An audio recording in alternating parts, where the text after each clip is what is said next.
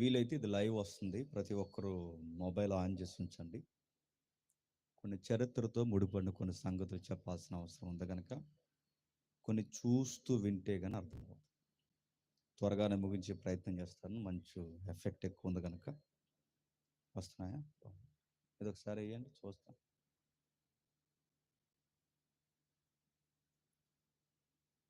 ఇది చూస్తూ వినండి. మనకి ప్రస్తుతం జరుగుతున్న మన పితరుల దగ్గర నుంచి లేదా మన పెద్దల దగ్గర నుంచి సార్వత్రిక సంఘానికి అలవాటైన ఈ లెంట్ డేస్ గూర్చిన చరిత్ర కొంచెం చెప్పాలని ఇచ్చగలిగి ఉన్నాను.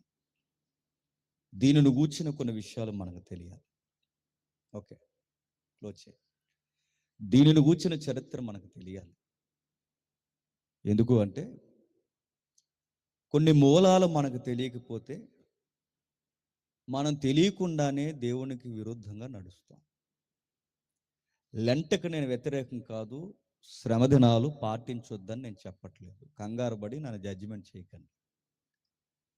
లెంట్ డేస్ నేను గౌరవిస్తాను. చాలా సంఘాలలో ఈ లెంట్ డేస్లో నేను మెసేజెస్ చెప్పడానికి వెళ్తాను.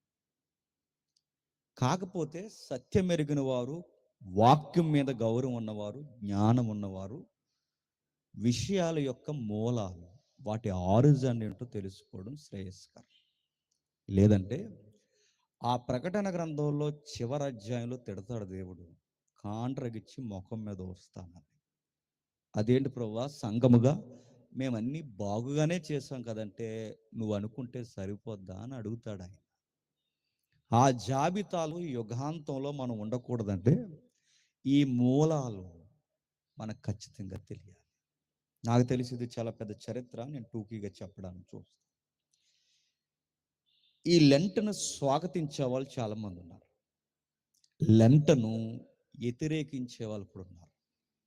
దీనికి రకరకాల పదాలు ఉన్నాయి. లెంట్ డేస్ అన్నారు, స్ప్రింగ్ డేస్ అన్నారు, మండల కాలం అన్నారు, తపస్సు కాలం అన్నారు, శ్రమ దినాలన్నారు, దుఃఖ దినాలన్నారు, రకరకాల పర్యాయ పదాలతో పిలిచారు.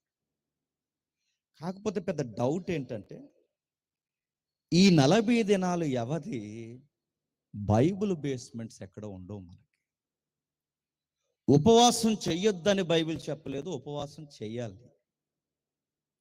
శ్రమ దినాల్లో ప్రభుని జ్ఞాపకం చేసుకోవద్దని బైబిల్ చెప్పలేదు. ప్రతి వారం కూడా రొట్టె ద్రాక్షరసం తీసుకున్నప్పుడు ఆయన త్యాగమును జ్ఞాపకం చేసుకోమనే బైబిల్ సెలవిచ్చింది. వారమే కాదు, ఆయనకు గూర్చి మనం కూడుకున్న ప్రతిసారి జ్ఞాపకం చేసుకోవాలి. మంచుకో చెడుకో ఏడాదికి 40 రోజులు కూడుకుంటున్నారు. కాకపోతే కూడుకున్న మౌలిక విషయాల విషయంలో 7 మాటల కోసం గొడవ పెట్టేసుకుంటున్నారు. ఆ 7 మాటల్లో కనీసం మాకు ఒక మాట అయినా ఇవ్వలేదేంటి అని గొడవ పెట్టేసుకున్న వాళ్ళు ఉన్నారు. అసలు చరిత్రే తెలియదనే బాధాకరమైన విషయం ఒక పక్కనుంటే, మరో బాధాకరమైన విషయం ఏంటంటే ఆ మరణ సమయంలో మరణ వాంగ్మూలం లాంటి 7 మాటలు యేసుప్రభు వారు ఇస్తే ఆ చిట్ట మాటల విషయంలో కూడా వీళ్ళు నోట్ చేయవలసిన ప్రధానమైన గ్రావిటీ, ఆకర్షణీయమైన విషయం ఉంది. దాన్ని నోట్ చేయకుండా ఆ 7 మాటల దగ్గర వీళ్ళు కోపం ఇస్తున్నారంటే ఏమనుకోవాలి? ఆచారం అలవాటైంది. ఏడాదికి 40 రోజులు ఏదో అలా అలవాటుగా చేసి చివరి రోజు గట్టిగా భోజనాలు పెట్టుకుని ముగించడం అలవాటు అయిపోయింది.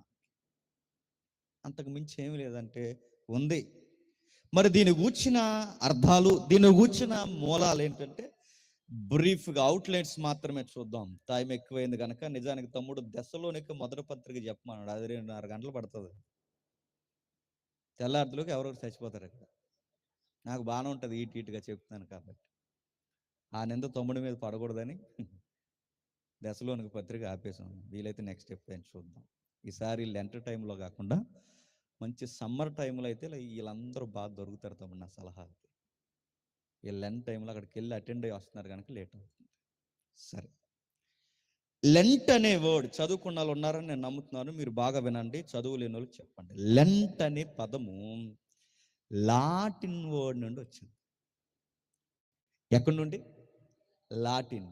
పోలీస్, సోషల్, మౌలికమైన చాలా లాంగ్వేజ్లో ఉన్న పదాలన్నీ లాటిన్ వర్డ్స్ ఎక్కువ ఉంటాయి. ఈ లెంట్ అనే పదాన్ని లాటిన్లో ఏమంటారంటే దీన్నంటే వసంతకాలము, స్ప్రింగ్ అంటారు. ఏమంటారు? వసంతకాలము, స్ప్రింగ్ సీజన్, దాన్నే లెంట్ అంటారు. దాన్ని హిస్టరీ నుండి దీన్ని చూడగలిగితే ఎక్కడుంది ఇదంటే బైబిల్లో లేదు, కానీ బయట బసవ బుధవారం అంటారు. తెలుసుగా? బసవ బుధవారం తెలుసుగా? లెంట్ డేస్ అనేది ఎప్పుడు ప్రారంభిస్తారంటే బసవ బుధవారం నుంచి ప్రారంభిస్తారు. క్వశ్చన్ అడుగుతున్నాను, అసలు బసవ బుధవారం అంటే ఏంటి? బుధవారం అంటే తెలుసు మనకి. బసవ బుధవారం అంటే బూడిద జల్లుకుంటారు, బూడిద జల్లుకుని దుఃఖిస్తారు. నేను మళ్ళీ అడుగుతున్నాను, బుధవారం నాడు దుఃఖించాలని బైబిల్ నోట్స్ చేసిన రిఫరెన్స్ ఉన్నాయా? లేవు. కానీ చరిత్రలో సార్వత్రిక సంఘంలోనికి అలవాటైంది. ఎలా అలవాటైంది? నేను విమర్శించట్లేదు, చరిత్ర దీని మూలాలు మనకు తెలియదు. సరే, ఈ బస్వ బుధవారానికి లేదా ఈ వసంత కాలానికి లేదా ఈ లెంట్, స్ప్రింగ్ అనే ఈ వర్డ్కి హిస్టరీ ఏం చెప్తుందంటే చాలా చరిత్రలు చెప్తుంది. కానీ మనం అనుకుంటున్న 40 దినాలు ఈ 40 దినాలు ఒక్కటి కాదు. ఎందుకంటే యేసుప్రభు వారు అరణ్యానికి కిందకి అన్నీ ఎత్తుకున్నాడు సందర్భం. ఆ 40 రోజులు ఏ 40 రోజులు అయితే ఉన్నాయో ఆ 40 రోజులే ఈ రోజు మేము పాటిస్తున్నాం అనుకుంటే మళ్ళీ పొరపాటు అవుద్ది. ఎందుకంటే ఆ 40 రోజులు ఇప్పుడు మనం పాటిస్తే ఆయన బాప్టిజం తీసుకున్న తొలి దినాల్లో 40 రోజులు అరణ్యంలో ఉన్నాడు. ఆ 40 రోజుల తర్వాత 3.5 సంవత్సరాలు సేవ చేశాడు. ఆ 3.5 సంవత్సరాల సేవ చివరిలో సిలువ వేసేశారు. అప్పుడు ఆయన మరణించి తిరిగి లేచాడు. కానీ మనకి ఆ 40 రోజులే 40 రోజులు అని చెప్పి ఈ 40 రోజులు పాటించి 3.5 సంవత్సరాల సేవా జీవితాన్ని నిశ్శబ్దం చేసి ఆ చివరిన చనిపోయిన పునరుద్ధానాన్ని ఈస్టర్ అని దానికి పెట్టి ఆ రిజరెక్షన్ డేని దీనికి కలిపేస్తాను. అడుగుతున్నాను, మరి మధ్యలో 3.5 సంవత్సరాలు ఏమైంది? నా మాట మీకు అర్థమైంది లేదు? ఇలాంటి అర్థం మనకి టైం 11 అయిపోయిందని అర్థం అవుతుంది. వినండి ఓపికగా. అడుగుతున్నాను, జ్ఞానం అండి, నేను మళ్ళీ చెప్తున్నానండి, చెప్పేవాడిని బట్టి ఉండదు, వినేవాడిని బట్టే జ్ఞానము ఎలిబరేట్ అవుతుంది. నేను పిహెచ్డి చేసి ఉండొచ్చు గాక, ఇక్కడ ఉన్నవారు పిహెచ్డీలు చేసి ఉండొచ్చు గాక, మేధావులు ఏదికి మీదకి వచ్చి ఉండొచ్చు గాక, లేదా నెక్స్ట్ ఇయర్ తీసుకొచ్చి ఉండొచ్చు. ఎంత మేధావులు వచ్చినా వినేవాడికి ఆసక్తి లేదనుకోండి, జ్ఞానము బయటకు రాదు, చెప్పలేరు. అందుకే నేను మొన్న మధ్య జోకాలని మీ దగ్గర చెప్తాను, వినండి. ప్రతి దిక్కున జ్ఞానం ఉండాలి. ఎవడో డాక్టర్ దగ్గరికి వెళ్ళాడట, వెళ్ళి లావ్ అయిపోయాడట. అడిగితే డాక్టర్ గారు చెప్పాడట, అరే లావ్ అయిపోయి తగ్గించరా, రాత్రులు రైస్ తినడం మానేసి చపాతీ తినరా అంటే ఈడు అన్నాడట, భోజనానికి ముందు తినమంటారా భోజనం తర్వాత తినమంటారా అన్నాడు. ఈయన ఏమనాలండి? ఈయన్ని కింద కామెంట్ ఇట్టారు, భోజనానికి ముందు 2 తినరా తర్వాత 2 తినన్నారు. తగ్గుతాడు ఈడు? అరే డాక్టర్ దగ్గరికి వైద్యం చేయించుకుంటూ వెళ్ళినప్పుడు కనీసం ఆయన ఏం చెప్తున్నాడో కూడా నీకు ఆ నాలెడ్జ్ లేకపోతే, నేను మరి వైద్యం మీద నాలెడ్జ్ లేకపోతే డాక్టర్ చచ్చిపోడు, నువ్వు చచ్చిపోతావు. ఇక్కడ కూడా అంతే. ఈ ఆత్మీయమైన వైద్యంలో నాలెడ్జ్ ఉండాలి. ఇక్కడ పొడిసేయండి ఇక్కడ పొడిసేయండి అనకూడదు, కాస్త జ్ఞానం ఉండాలి. నేనేం చెప్తున్నాను వినండి. వెళ్ళే కొలిది మన గుండెలు బరువెక్కితే, నిజంగా నేను చెప్తున్నాను, మీకు జ్ఞానం పనిచేయడం స్టార్ట్ చేస్తే మీ మనోనేత్రాలు వికసిస్తాయి. ఏం జరుగుతుంది? ఈ 40 దినాలని యేసుప్రభు వారు పాటించిన 40 దినాలు మేము పాటిస్తున్నామంటే, ఆయన 40 దినాలు అయిపోయిన వెంటనే ఆయన సిలువేసేశారా? 3.5 సంవత్సరాలు సేవ చేశాడా? 3.5 సంవత్సరాల సేవ చేశాక చివరిలో, ఆ 3.5 చివరిలో అప్పుడు సిలువేశారు. అంటే ఇది ఈ 40 ఆ 40కి సంబంధం లేదన్నాం. ఒకవేళ మోసే 40 మేము తీసుకున్నామంటే, మోసే సేనాయి పర్వతం మీద చేశాడు, కిందకే రాలేదు. కాబట్టి మనం అందరం ఎక్కడ చేయాలి? అసలు దానికి తీసి అసలు ఈ లెంటకి ఒకవేళ మోసే దినాలకు సంబంధం అయితే, మోసే లెంట్లో జీసస్ని జ్ఞాపకం చేసుకో. మీరు ఏ 40 గమనం, ఒకవేళ నోవహు 40 రోజులు తీసుకుంటే ఆయన వాడెక్కాడు. ఆ వాడలో అక్కడ ఎక్కడైనా ఉపవాసం చేసినట్టుందా? జంతువులకి మనుషులకి కావలసిన ఆహారం చక్కగా 40 రోజులు తిన్నారు. అక్కడ ఉపవాసాలు ఏమి లేవే. మరి బైబిల్లో ఏ 40 కదిపినా ఎక్కడా 40 మ్యాచ్ అవట్లేదు. మరి ఈ 40 ఎలా వచ్చింది? అదే హిస్టరీ. ఆ చరిత్ర మనకు తెలియాలి. ఆ చరిత్ర తెలిస్తే ఈ 40 రోజులు మనం ఎలా పాటించాలో అర్థం. నేను పాటించొద్దంటలేదు, పాటించండి. దాన్ని ఎలా పాటించాలో మనకు అర్థం అవుతుంది. ఎందుకంటే దీని విషయంలో మహానాయకుడు, విప్లవకారుడు మార్టిన్ లూథర్ అన్న గారు ఫైట్ చేశారు. దీని విషయంలో నిలబడ్డాడు. నైసియా కౌన్సిల్ దగ్గర ఆయన తీసిన ఏవైతే జాబితాలు ఉన్నావో దాన్ని వడపోయడానికి ఆ వరుసలో నిలబడిన వాడు కౌన్సిల్ చేయడానికి నిలబడ్డాడు. అలాంటి సంఘాల్లో మీరు ఉన్నారని నేను విన్నాను. మార్టిన్ లూథర్ అనే సంఘం మామూలు సంఘం కాదు, గుర్తుపెట్టుకో. చరిత్ర సంఘానికి చరిత్రలో రివైవల్ అంటే ఏంటో స్టార్ట్ చేసినది మహానాయకుడు మార్టిన్ లూథర్ అని. అలాంటి సంఘాలు మీరున్నారంటే మీరు ఎంత జ్ఞానం కలిగి. అందుకే నేను మళ్ళీ అడుగుతున్నాను, ఏంటి దీని సంగతి ఏంటి అసలు? ఈ లెంట్ అని లేదా ఈ ఈ యొక్క 40 రోజుల ఈ ఉపవాస కార్యక్రమాలు అనేవి ఎలా వచ్చాయంటే నేను మెల్లగా కొన్ని విషయాలు చెప్పడానికి నేను ప్రయత్నం చేస్తాను, వినండి. ఇది ఎలా వచ్చిందంటే, లెంట్ అంటే ఏ సీజన్ కొలుస్తారు? కాలం వసంతకాలం. అంటే వసంతకాలం అనే పదం నుంచే చెప్పండి లెంట్ అని లాటిన్లో అంటారు. ఆ లెంట్ను తెలుగులోకి తర్జుమా చేస్తే ఏమంటారు? వసంతకాలం అంటారు. మనకు వసంతకాలం ఇది సరే పక్కన పెట్టండి. వసంతకాలం అంటే ఈ వసంతకాలం నుంచి అంటే ఇది వసంతకాలపు దినాలు అంటారు. ఇప్పుడు ఈ పదం మీకు అర్థమైతే వసంతకాలమే ఎందుకు తీసుకున్నారంటే ఈ వసంతకాలం అనే పదం బైబిల్లో ఒక దేవుడు ఉన్నాడు. బైబిల్ దేవుడు కాదండోయ్, బైబిల్లో లిఖించిన అంటే ఇలా తోడు ఒకడు ఉన్నాడని బైబిల్ దేవుడు రాయించిన ఒక దేవుడు ఉన్నాడు. వాడు పేరు అష్టారోతు. తెలుసా? చదివారు ఇది? అష్టారోతు తెలుసా తెలీదా? తెలీదు? ఎవరు చెప్పండి. అష్టారోతు అని చదివారు. అష్టారోతు. ఇంకా కొన్ని పదాలు ఉన్నాయిగా. ఆవిడ పేరు ఆ దరిద్ర గొట్రాలు ఉంటుంది, ఆ సూర్యదేవత. ఎవరు? యెజబెలు పూజించిందిగా. బయల్జెబూల్. యేసుప్రభు ఎత్తాడుగా. వీళ్ళందరికీ తల్లి అష్టారోతు మూల. అష్టారోతు బాగా వినండి. అష్టారోతు, ఇప్పుడు మళ్ళీ అడుగుతాను, అష్టారోతు అంటే వసంతకాలపు దేవుడు అని అర్థం. ఇప్పుడు మీకు అర్థం అవ్వాలి, నా మాట మీకు అర్థమైంది లేదు. లెంట్ అనగానే వసంతము. వసంతకాలాన్ని ఎందుకు తీసుకున్నారంటే అష్టారోతు అంటే వసంతకాలపు దేవుడు ఒకడు ఉన్నాడు. మీకు అంగరైపోయి తుస్మని వెళ్ళిపోకండి. చూసారు లెంటనే ఎలాగంటున్నాడో అనుకోకండి, వినండి. మళ్ళీ అడుగుతున్నాను, వసంతకాలపు దేవుడు అంటే అష్టారోతును గ్రీకులో ఏమంటారంటే, మళ్ళీ అడుగుతున్నాను, అష్టారోతును గ్రీకులో ఇస్తార్ అంటారు. ఏమంటారు? ఇస్తార్. ఇస్తార్ అంటే ఎక్కడో విన్నట్టుంది. అష్టారోతు ఇస్తార్, అష్టారోతు ఇస్తార్. నేను మళ్ళీ అడుగుతున్నాను, మన లెంట డేస్ ని ఏ రోజుతో ముగించేస్తాను చెప్పండి? ఈస్టర్.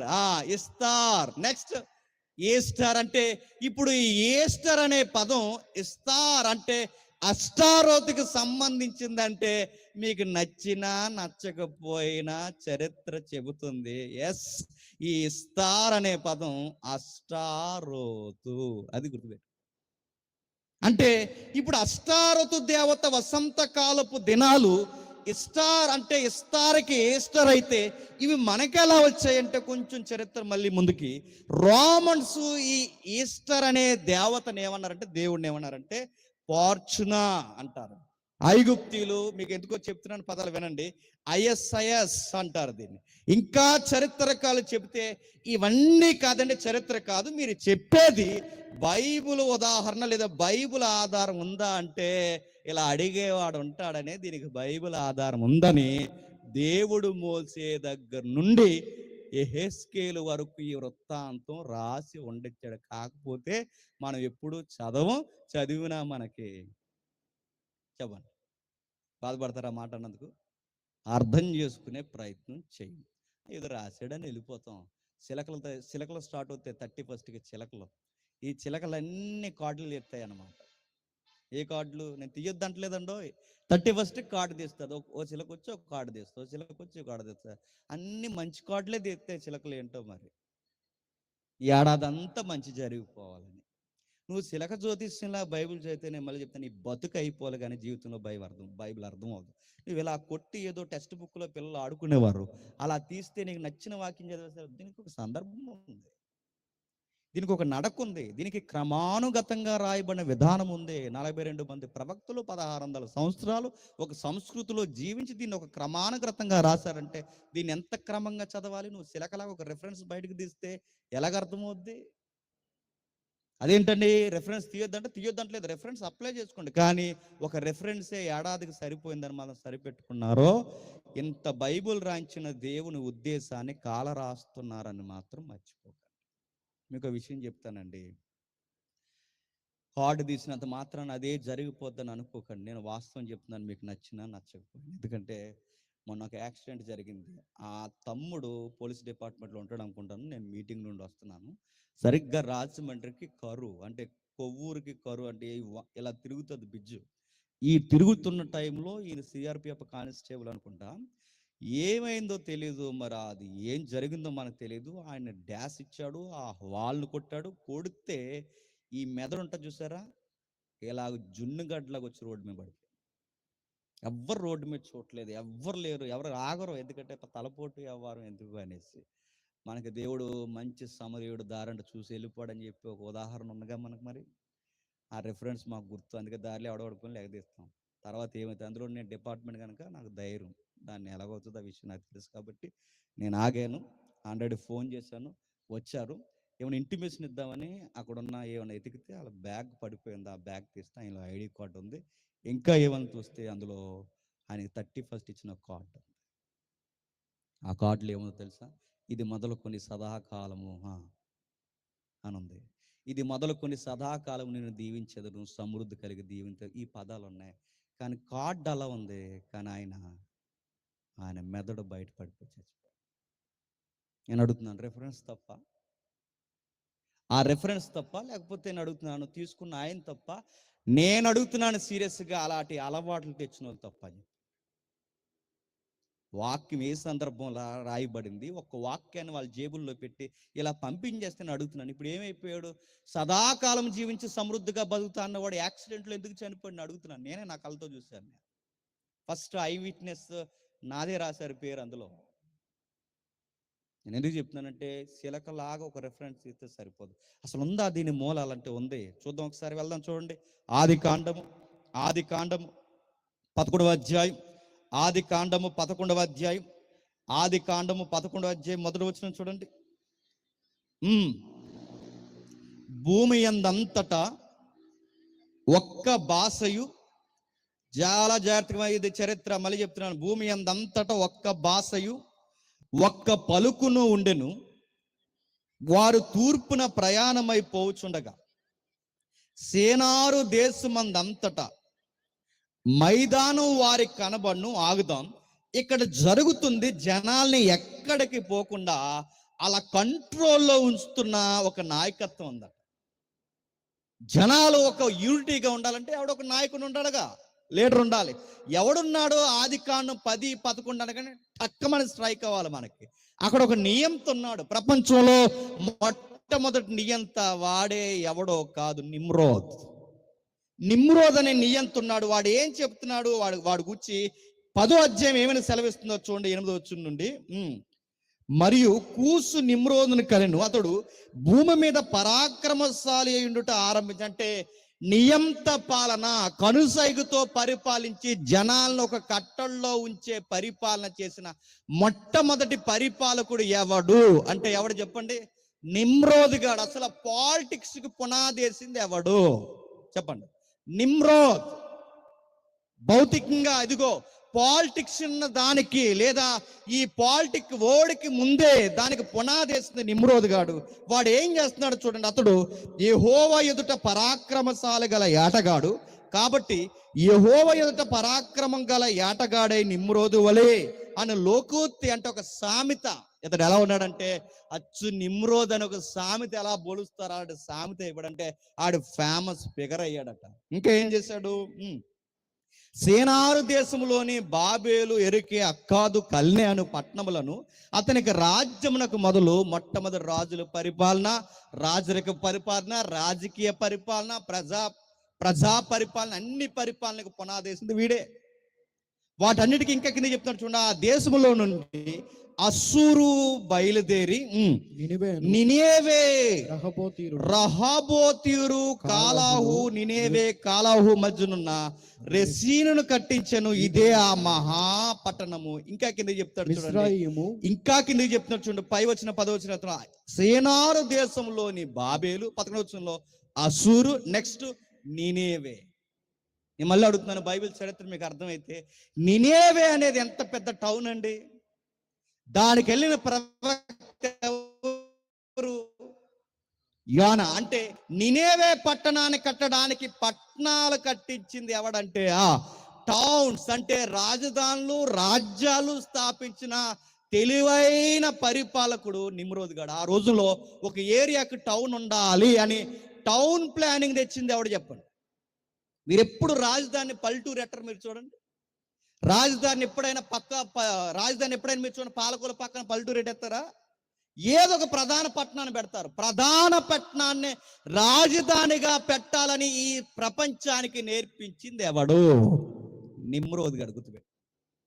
నినేవే కట్టింది వాడు. బాబేలు అనగానే మీకు టక్కమని స్ట్రైక్ అవ్వాలి. నెబుకద్నెజరు, మహాబబులోను అని చదువుకుంటాం టెక్స్ట్ బుక్ల్లో, ప్రకటన గ్రంథం టెక్స్ట్ బుక్ల్లో, బయట హ్యాంగింగ్ గార్డెన్స్ అని చదువుకుంటాంగా, వేలాడు ఉద్యానవనం అని 7 వండర్స్ లో ఒక వండర్ ఉందగా. ఇలాంటి మహాపట్నాలు కట్టించింది ఎవడంటే నిమ్రోదుగా. నినివే కట్టించింది వాడే. అస్సూరు, ఈరోజు అస్సూరు ప్రాంతం చూడండి, పర్షియన్స్, అస్సూరియన్స్, వీళ్ళందరూ బాబులోనియన్స్. ఈ మూల పట్టణాలన్నీ కట్టింది ఎవడంటే ఈడే, నిమ్రోదుగా. ఈడి పరిపాలన ఒక రేంజ్లో కొనసాగుతుంది.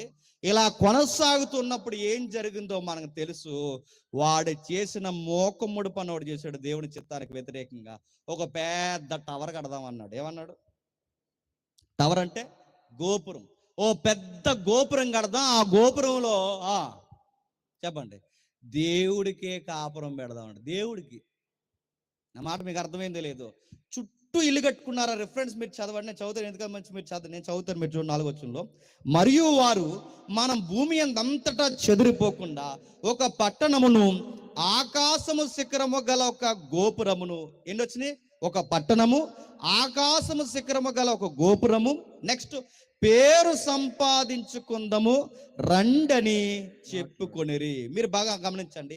పట్టణం మధ్యలో గోపురం. అంటే ఒక టౌన్ కట్టాలి, ఆ టౌన్ మధ్యలో గోపురం పెట్టాలి. మళ్ళీ నేను అడుగుతున్నాను, మీరు ఎప్పుడైనా పురాతనమైన గుళ్ళు కానీ, పురాతనమైన చర్చిలు కానీ, పురాతనమైన ఏ మందిరాన్ని కానీ మీరు చూడండి, సూదుగా ఉంటుంది. ఎందుకు సూదుగా ఉంటుంది? ఆ సూదుగున్న శివను తలుపు పెడతారు చూడండి. ఈసారి ఆ తలుపు ఇలా స్టెప్ బై స్టెప్ కట్టి ఆ చివరిని ఒక తలుపు పెడతారు. ఇలా సూదిగా కట్టాలి, ఆకాశాన్ని కొన చూస్తున్నట్టు కట్టాలని ఈ కట్టడాలు నేర్పించింది ఎవడు? మళ్ళీ ఈడు మామూలుడు కాదు. ఎవడు? నిమ్రోద్ గాడు. అంటే అంత సూదుగా కట్టి ఆ పైన తలుపు పెడుతున్నారు ఎందుకు? ఎక్కడి నుంచి అక్కడికి వెళ్ళి మనం అక్కడి నుంచి దూకేస్తామని కాదు. చివరిని తలుపు ఎందుకండి? నా మాట మీకు తలుపు కింద ఉండాలి కానీ పైన ఎందుకండి? చివరి లాస్ట్ లో తలుపు పెడతారు. లాస్ట్ లో తలుపు ఎందుకు? లాస్ట్ లో తలుపు నువ్వు ఇటు నుంచి వెళ్ళి అది తీసుకుంటావని కాదు, అటు నుంచి వచ్చే వాళ్ళు ఒకరు ఉన్నారు, వాళ్ళు తీసుకుంటారు. ఎవరు? దేవుడు. బాబేల్ అంటే గోపురం. వీడు ఎందుకంటే చెప్పిన సూదు గట్టి పైన తలుపు పెడతారు. ఆ తలుపులో నుంచి దేవుడు అట అలా దిగిపోయి ఆ గోపురంలోకి వచ్చి ఈ చుట్టూ పట్టణం కట్టుకున్నారు. ఇళ్ళన్నీ పక్కన ఉంటే ఇందులో ఉండడానికి కాదు, ఈ ఇంట్లో ఉన్న వారిని దేవుడు అలా దిగి ఆ మెట్లలోంచి అలా దిగి భక్త నీకేం కావాలి చెప్పని, పాడి పంటలు కావాలా, గర్భాలు ఫలించాలా, లేదా నీ ఆరోగ్య సూత్రాలా, నీకేం కావాలి చెప్పని దేవుడు దీవించేసి దేవుడు వచ్చి వెళ్ళిపోవడానికి ఒక గెస్ట్ హౌస్ కట్టారంటండి. అదే బాబేలు గోపురం. నా మాట మీకు అర్థమైందా? అందుకే దేవుడు ఆడ తాట తీయాలనుకుని ఇలా పనికిమాల పనులు అన్నిటి చేస్తున్నాడని చెప్పి వాడిని చెదరగొట్టారు. అదిగో అదిగో గోపురం చూడండి, ఆ బాబేలు గోపురం. అందుకే మీరు చూడండి, ఎప్పుడు పురాతనమైన గుడులు మీరు చూడండి, ఆ గుడులు చివరి ఉంటాయి. కాకపోతే మన క్రిస్టియన్స్ కొంచెం అప్డేట్ అయ్యి నైసే కౌన్సిల్ జరిగింది తెలుసుగా. నైసే కౌన్సిల్ మనం చదువుతాంగా, మన మొన్న ఎప్పుడో ఎవరో చదివించారు. నైసే కౌన్సిల్ చదివిస్తారుగా మన ఉదయం చర్చిలో, మెయిన్లైన్ చర్చిలో చదివిస్తారు. ఆ నైసే కౌన్సిల్ పెద్ద లెఫ్ట్ అండ్ రైట్ ఇచ్చాక మార్చారన్నమాట. కొంచెం ఆ మార్చినప్పుడు తలుపెడితే బాగోదని మధ్యలో గంట పెట్టారు. అంటే ఇప్పుడు గంట ఎవరు కొట్టమని నేను అడుగుతున్నా. ఏదో ఒక జస్ట్ మోడిఫికేషన్. సరే, అది విషయం వదిలేయండి. ఈడలాంటి పరిపాలనకి ఎప్పుడైతే పెద్దపేట వేసాడో, వేసిన అనాథ కాలంలో దేవుడు వీడి చుట్టూ ఉన్న మూకను చెదరగొట్టాడు. వీళ్ళు చెదిరిపోయిన తర్వాత దేవుడు ఏం చేశాడంటే, అనతి కాలంలోనే చరిత్ర చెబుతుంది, వాళ్ళ ఇతిహాసాలు చెప్తున్నాయి, వాళ్ళ హిస్టరీ చెప్తుంది, వాళ్ళ చరిత్రకారులు సెలవిస్తున్నారు. ఆ మూల చరిత్రలో రాయబడింది, వాడు ఆ కాలంలోనే చచ్చిపోయాడు. ఈడు చనిపోయిన తర్వాత ఈయన గారికి ఒక భార్య ఉంది. ఆ పేరు బైబిల్లో లేదు కానీ బయట ఉంది. ఆ చరిత్ర ఆధారాలు బైబిల్లో ఉన్నాయి, పేరు లేదు. ఈయన గారుకున్న భార్య, ఆవిడ పేరు సెమీరామిస్. మిస్ అని కూడా అక్కడి నుంచి వచ్చింది. చాలా తగులుతాయి మనకు, మీరు జాగ్రత్తగా వినండి. సెమీరామిస్ అంటే, ఈ సెమీరామిస్ అనే ఒక ఆవిడ ఉండేది ఎవరికి? నిమ్రోదు గారికి భార్య. ఇప్పుడు పరిపాలకుడు చనిపోతే ఇప్పుడు ఈ కుటుంబాన్ని రాజరికం లేకపోతే లోకు కడతారు కదండి. మళ్ళీ నిమ్రోదు లాంటోడు కావాలి. ఇప్పుడు నిమ్రోదు లాంటోడు ఎవడున్నాడు? ఎవడు లేడు. ఇప్పుడు తీరా బిడ్డలు లేకుండా చచ్చిపోయాడు. ఇలాంటి టైంలో పెద్ద స్కెచ్చే వేసింది అమ్మగారు. ఎవరు? సెమీరా. మీకు విషయం చెప్పిన, అమెరికాలో ఇలా పట్టుకుని ఉంటుంది చూసారా? అమెరికాలో ఒక ఆవిడ ఉంటుందిగా సముద్రం మధ్యలో ఇలా పట్టుకుని. ఎక్కడే అనుకుంటున్నారు ఈ మూలాలు? మరియమ్మ గారు ఇలా ఎత్తుకుని, ఇలాగా మీరు మరియమ్మనే ఎత్తుకున్న ఆవిడనే చూస్తా అనుకుంటారు, కానీ ఈసారి మీరు చూపిస్తాను ఆయన ముందుకెళ్ళి కొలిది. మరియమ్మ భుజం మీద ఒక కర్ర ఉంటుంది చూడండి, మీరు ఇలా ఎత్తుకుని ఇలా ఎత్తుకుంటారు. ఇవన్నీ ఏంటంటే ఇవి సెమీరా గారి యొక్క మూలాలు.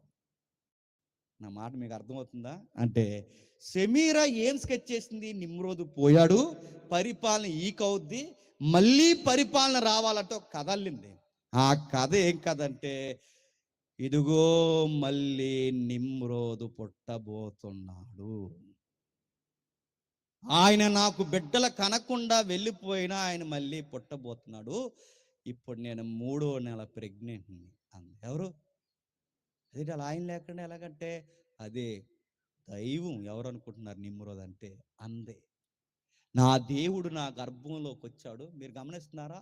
నా దేవుడు నా గర్భంలోకి వచ్చాడు. అప్పుడప్పుడు ఈయన పేరు ఏతువద్ ఉన్నాడు, ఆయన బాబు గోకినేని ఉన్నాడుగా, బాబు గోకినేని గారు. ఇదిగో మరియమ్మ స్టోరీ అక్కడి నుంచి కాపీ కొట్టారంటాడుగా. అప్పుడప్పుడు అంటాడు టీవీలో, మీరు వింటున్నారు లేదో, అప్పుడప్పుడు కొంతమంది మేధావులు మాట్లాడుతున్నారు, ఆ స్టోరీలే ఈజిప్ట్ స్టోరీలే అంటున్నారుగా.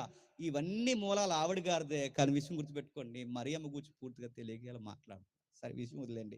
ఈవిడ గారి గర్భం దాల్చిందంటే ఎలా దాల్చిందంటే, ఈవిడ మీద చాలా కౌంటర్ ఎక్స్ప్లెనేషన్ హిస్టరీ కూడా ఉంది. ఈవిడ గారికి గర్భం ఎలా వచ్చిందంటే, ఎవరితోనో అక్రమ సంబంధం పెట్టుకుంది. అచ్చి ఏ రోజు ఇలాగా రాత్రి మాట్లాడకుండా ఏదో పెట్టుకుంది. ఆ అక్రమ సంబంధం పెట్టుకుంటే, అక్రమ సంబంధం అంటే చీ అంటారని ఇప్పుడు కథల్లింది. ఇదిగో మళ్ళీ మహారాజు నిమ్రోదు నా గర్భాన పుట్టబోతున్నాడు, ఆ రాజు రాబోతున్నాడు అన్నాడు. ఇప్పుడు గర్భంలో ఒకడు వచ్చాడు. ఆ గర్భంలో ఎవడైతే వచ్చాడో ఆడు పుట్టాడు.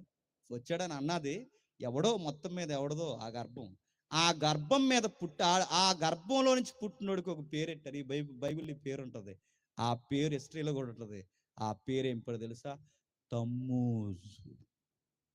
ఎవడు అంటే, ఇప్పుడు మేడం గారికి పుట్టింది ఎవడు? తమ్మూజు.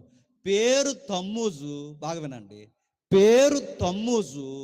వాళ్ళ నాన్న పేరు నిమ్రోదు. నిమ్రోదే తమ్మూజుగా పుట్టాడు. తమ్మూజుకున్న పేరే అష్టారోతు. నా మాట మీకు అర్థమైంది లేదు? తమ్మూజుకున్న పేరే అష్టారోతు. అష్టారోతు ఎప్పుడు పుట్టాడు? తమ్మూజు అంటే వసంతకాలానికి సంబంధించి. నా మాట అర్థమవుతుందా? వసంత కాలానికి అంటే ఇప్పుడు ఈ వసంత కాలంలో పుట్టాడు. సరిగ్గా వీడు చనిపోయింది కూడా వసంత కాలంలో, తర్వాత కాలంలో వీడు కూడా చచ్చిపోయాడు. వీడు చనిపోయిన తర్వాత బాగా వినండి, మళ్ళీ ఈయన వస్తాడు, నా తమ్మూజ్ అంటే మన అష్టారొత్తు మళ్ళీ వస్తాడు. ఇతని కొరకు మనం బూడిద జల్లుకుని ఏడాలి. బస్వ అంటారు దాన్నే. నా మాట అర్థమైందో లేదో? బస్వ బుధవారం అంటే వసంత కాలం టైంలో బూడిద జల్లుకుని గోనె పట్ట కట్టుకుని. ఇప్పుడు లేదు ఆ ఏడుపు, 9వ శతాబ్దంలో ఆపేశారు. ఎందుకంటే పెద్దలు ఫైట్ చేశారు. మార్టిన్ లూథరన్ లాంటి వారు దీనికి వ్యతిరేకంగా నిలబడ్డారు, వద్దని చెప్పారు. ఈ బస్వ బుధవారంలో ఏం చేస్తారు? బూడిద జల్లుకుని తమ్మూజు కొరకు ప్రత్యేకించి ఆడవాళ్ళు గుంపి ఆడవడం స్టార్ట్ చేస్తారు. ప్రతి దిక్కునీళ్ళు ఉంటారండి. ఈ ఏడవడం మొదలెట్టారు. ఈ ఏడ్చారు ఏడ్చారు ఏడ్చారు. ఎందుకు ఏడుస్తున్నారంటే ఈ సమీరా చెప్పింది ఏమనంటే, ఏడండి, బాగా ఏడండి, ఏడిస్తే మళ్ళీ మన దేవుడు తిరిగి లేస్తాడు, మళ్ళీ లేస్తాడు, మళ్ళీ లేస్తాడు. ఇదిగో మళ్ళీ మన దేవుడు లేస్తాడంటే ఇంకా ఏడుసారు, ఇంకా ఏడుసారు, ఇంకా ఏడుసారు, ఇంకా లేవడు, ఇంకా లేవడు. లేచాడు అంది వీళ్ళ అమ్మ. ఎవరు? సమీరా. ఎలా లేచాడంటే అదిగో ఆ వికసిస్తున్న చెట్లు చూడు, ఆ చెట్లలో కనబడుతున్నారు. అంటే ఇప్పుడు కొత్త ఆకులు వస్తున్నాయి. ఎవరు అనుకుంటున్నారు ఆకులు?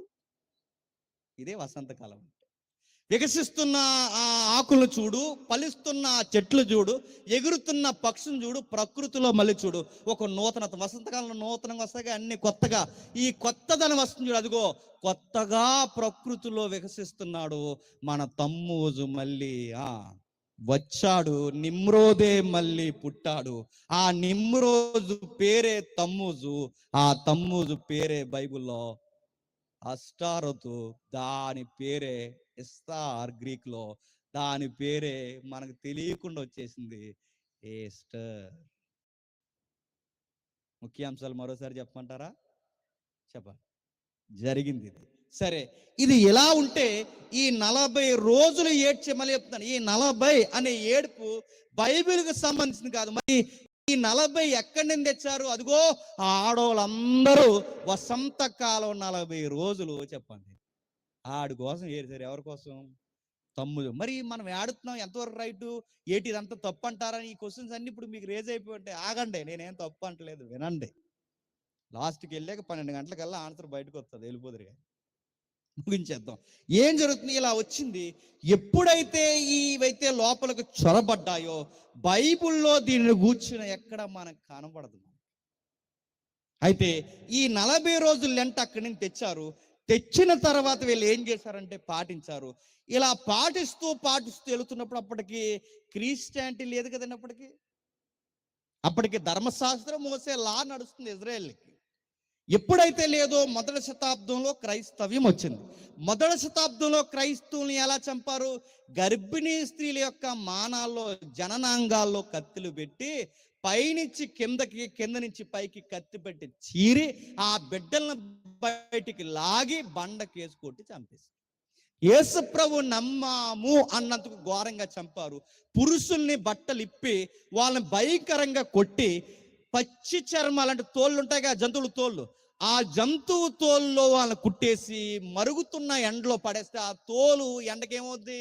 టైట్ అయిపోద్ది. అది ఎప్పుడైతే టైట్ అయిపోయిందో లోపల బ్రీతింగ్ ఆడకుండా ఆ సాయంత్రానికి గట్టిగా అయిపోతే రోమ్ కొలేసీమ్ అని ఉంటుంది, ఆటల పోటీ అది. ఆ రోమ్ కొలేసీములో క్రైస్తవుల్ని, పులులను, ఎలుగుబంట్లను, సింహాలను వదిలి ఈ బంతుల్లో ఉన్న క్రైస్తవుల్ని, తోల్లో ఉన్న వారిని గెంటేస్తే ఆ పులులు, సింహాలు వాళ్ళని కొరుక్కుని తినేస్తే ఈ బయట ఉన్న రోమన్స్ వీళ్ళందరూ పకపకా నవ్వేవారు. క్రైస్తవుల్ని మైనువులో ముంచి తగలెట్టేశారు, ఘోరంగా పొడిచి చంపేశారు. ఆడవాళ్ళని లేదు, మగోళ్ళని లేదు. ఇటు రోమన్స్ చంపారు, అటు యూదులు చంపారు, అటు ఇశ్రాయేళ్ళు చంపారు. క్రైస్తవ్యం అంటే ఆ రోజుల్లో ఒక అవమానకరమైన మార్గం. దాన్ని నమ్మిన వాళ్ళు చచ్చిపోతారు లేదా చంపేస్తారు. అంత భీకరమైన నమ్మకాల మధ్య సువార్త చేశారు అపోస్తలులు. అది నడుస్తుంది. అలా నడుస్తున్న టైంలో ఎక్కడైనా క్రైస్తవం ఆ రోజుల్లో ఎక్కడున్నదంటే వాళ్ళింటి దగ్గర, ఏలింటి దగ్గర ఉండేది తప్ప సంఘానికి ప్రత్యేకమైన గుడి లేదు, గంట లేదు. ఎక్కడుంది చెప్పండి? సంఘానికి ప్లేస్ లేదు. అందుకే మీరు బైబిల్ చదువుతున్నప్పుడు ఇదిగో అకుల్ల ప్రిస్కిల్ల ఇంటికాడ ఉన్న సంఘమునకు పౌలను నేను వందనములు చెప్పినదేమనగా అంటే ఎక్కడ ఎవరో ఇంటి దగ్గర సంఘం పెట్టుకునేవారు. మార్కు తల్లి మరియ ఇంటి మేడగది పైన సంఘం. అపోస్తుల గారు 2వ అధ్యాయం చదువుతుంటే మేడగది పైన 120 మంది కూడుకొండ్రి. అంటే ఎవరో ఒక ఇంట్లో ఒక స్థలం ఉంటే అక్కడ కూడుకునేవారు. ఆ పై ఖాళీ స్థలాల్లోనో కిందో ఎక్కడో దిక్కున రహస్యంగా కూడుకోవడమే తప్ప బహిరంగ చర్చిలు లేవు. క్రైస్తవ్యం అంత బెదురుగా ఉన్న కాలంలో క్రైస్తవులు నిలబడ్డారు. అలా నడుస్తుంది నడుస్తుంది నడుస్తుంది ముగించేస్తాం, జాగ్రత్తగా వినండి. ఇలా నడుస్తూ నడుస్తూ నడుస్తూ ఉండగా సరిగ్గా 3వ శతాబ్దంకి వచ్చి 2.5-3వ శతాబ్దంకి వచ్చేసరికి రోమా క్లాసిక్ రాజు ఒకడు క్రైస్తవ్యాన్ని స్వీకరించడం స్టార్ట్ చేశాడు. వాళ్ళమ్మ క్రిస్టియన్ అయింది. వాళ్ళమ్మను బట్టి వీడి క్రిస్టియన్ అయ్యాడు. ఒరే, నీకు యుద్ధాలు బాగా విజయాలు రావాలంటే రక్తపాతం కాదరా, యేసు ప్రభుని నమ్ముకో. వాళ్ళు కూడా ఏమవుతారంటే నీకు లోబడి నీకు కప్పం కడతారు. ఈ దేవుడు గొప్పోడురా, ఈ నమ్ముకోరా అని చెబితే అటు ఇటుగా మొత్తం మీద నమ్ముకున్నాడు. ఆ నమ్ముకున్న రాజు పేరు చదువుకున్న వాళ్ళు తెలుసు, అతని గారి పేరు కాన్స్టెంటినోబు. ఇతగాడు ఎప్పుడైతే నమ్మాడో, నమ్మిన తర్వాత క్రైస్తవ్యానికి ఒక గౌరవం వచ్చింది, ఒక డిగ్నిటీ పెరిగింది. క్రైస్తవ్యానికి ఎప్పుడైతే డిగ్నిటీ పెరిగిందో ఏమన్నాడంటే, ఇదిగో మీలో ఉన్న సేవకులను, పీఠాధిపతులను, అగ్రపీఠాలుగా ఉన్నవారు ఎక్కడెక్కడో మీ ఇళ్లలో కూడుకుంటున్నారు, మీ బిషప్స్ని, మీ ఎల్డర్స్ని నేను గౌరవిస్తున్నాను. క్రైస్తవ్యం నేను ఉన్నంత కాలం ఇక్కడి నుంచి భయపడవలసిన అవసరం లేదు. మీది ఒక క్లాసిక్ రిలీజన్, మీదొక గౌరవపదమైన విశ్వాస సంబంధమైన మార్గము, నేను దాన్ని గౌరవిస్తున్నాను, నేను కూడా దాన్ని పాటిస్తున్నాను. ఇదిగో ఇప్పటి వరకు మన చుట్టూ మన రోమా దేశం, మన రోమా ప్రభుత్వం కింద, ఐగుప్తి కింద అన్నిటి దగ్గర కొన్ని దేవాలయాలు ఉండిపోయినాయి. ఈ రోజు నుంచి మీరు ఎక్కడెక్కడో ఎవరిళ్లలో కూడుకోకండి. మీరు ఎక్కడ కూడుకుంటారంటే ఈ రోజు నుంచి ఆ దేవతల గుడులు ఖాళీ చేస్తున్నాను, మీరు ఆ గుడిలోనే ఆరాధనలో పెట్టుకోండి అన్నారు.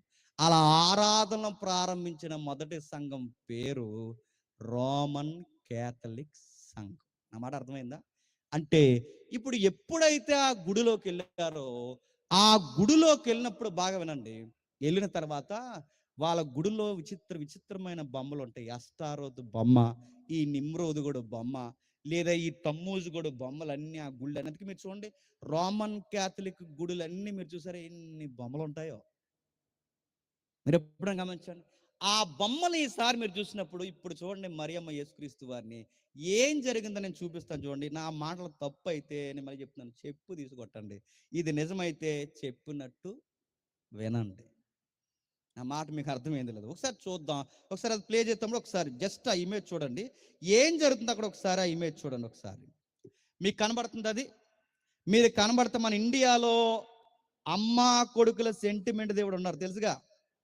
ఎవరో ఏటని అడగండి, జున్ను ముద్ద అర్థం అవ్వాలి, ఇంకెవరని అడగండి, ఎన్న దొంగ. ఈ తల్లి స్టోరీలన్నీ ఎక్కడి నుంచి వచ్చారనుకుంటున్నారు? తల్లి బిడ్డ, సాటు కుమారుడు, ఈ తల్లి బిడ్డ స్టోరీలన్నీ ఎక్కడే అంటే ఇదిగో ఆ సెమీరామిస్ తీసుకొచ్చింది. మీరందరు మీరు చూడండి, మదర్ వర్షిప్ అక్కడ కనబడుతుంది.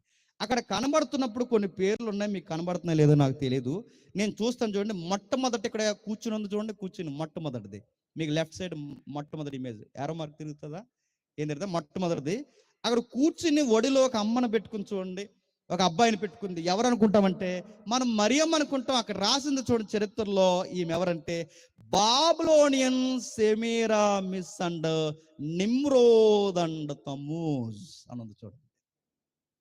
నెక్స్ట్ వర్డ్ ఉంది చూడండి, మదర్ అండ్ చైల్డ్ వర్షిప్. ఈవిడెవరంటే ఈజిప్ట్ లో ఉండే ఒక దేవత. అంటే ఇప్పుడు ఈజిప్ట్ లో బాగా వినండి, సెమీరా నిమ్రోద్, సెమీరా తమ్మూజు. ఈజిప్ట్కి వెళ్ళేసరికి పేర్లు మారే గాని సేమ్ సెమీరాయే ఈజిప్ట్ లో ఏరో పేరుతో పిలవబడింది. మీకు ఉదాహరణ చెప్పనా, మీకు భయం వేసి నేను చెప్తాను వినండి.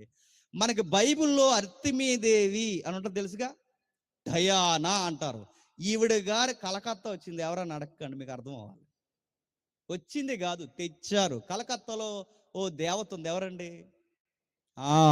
ఈ కలకత్తా దేవత మూలాలు ఎక్కడవో తెలుసా? అర్తిమీదేవి. అంటే మన ఇండియాకి వచ్చేసరికి పేరు మారింది, కానీ అక్కడ ఆ మధ్యాసియా సంస్కృతిలో ఆవిడ పేరు అర్తిమీదేవి. ఎలాగైతే ఏరియాకి వెళ్ళేసరికి మారిపోతాయో, అంటే ఒక ఏరియా నుంచి ఒక ఏరియాకి వెళ్తే ఎలా మారిపోతాయో, ఆ మూలాలు బాబులోన్లో ఉన్నప్పుడు సెమీరామిస్ అన్నారు. ఈజిప్ట్కి వెళ్ళేసరికి పార్చునా, ఐఎస్ఐఎస్ అన్నారు. పేరే మార్చారు. అమ్మగారు ఆవిడే. నెక్స్ట్ మనకు అలా వచ్చింది. మీకు నెక్స్ట్ కనబడుతున్నారు చూడండి, ఇది మాత్రం చాలా డేంజర్. అది మూడో పిక్చర్ మీరు చూడండి. ఆ మూడో పిక్చర్లో మీకు కనబడుతుంది ఎవరు నెత్తి మీద నెమలేక, చేతిలో ఫ్లూటు. ఎవరన్నా నన్ను అడగండి, మీకు వీలైతే ఇంటికి వెళ్ళే చూడండి. మళ్ళీ ఇక్కడికి వచ్చేసరికి ఇదే స్టోరీ నడుతుంది. అంటే అన్ని మూలాలు అక్కడి నుంచే వచ్చేట. ఎస్, బైబిల్ చెప్తుంది ఆది కాండం 11వ అధ్యాయంలో జనాలు చెదిరిపోయారు. నా మాట మీకు అర్థమవుతుందో జనాలు చెదిరిపోయినప్పుడు బాగా వినండి, నిమ్రోదుగాడి పరిపాలనలోనే వీళ్ళందరూ ఉండేవారు. సెమీరా స్టోరీస్ వీళ్ళందరికీ తెలుసు. వీళ్ళు ఎప్పుడైతే చెదిరిపోయారో ప్రపంచ మూలాలకు వచ్చేసారు. వీళ్ళు చెదిరిపోయినప్పుడు వస్తూ వస్తూ ఆ నమ్మకాలు కూడా తెచ్చేశారు గనక ఏ ఏరియాకు తగ్గట్టు ఆ పేరెట్టుకుని అదే ఆరాధించడం మొదలెట్టారు. ఇది అర్థమైతే దేవునికి మహిమ కలుగును గాక. దేవుని స్తోత్రం. అంటే ఇప్పుడు నేను అడుగుతున్నాను, ఇంటి ఇండియా అయినా ఈజిప్ట్ అయినా ఎక్కడైనా అంటే ఈ మూలాలన్నీ ఎక్కడవంటే ఆది కాండం 11వ అధ్యాయంలో నుంచే ఈ జనాలు చెదిరిపోయారు. అక్కడి నుంచే వీళ్ళందరూ నిమ్రోదు భార్య నేర్పించింది నేర్చుకుని. ఇప్పుడు 4th స్టేజ్లోకి రండి.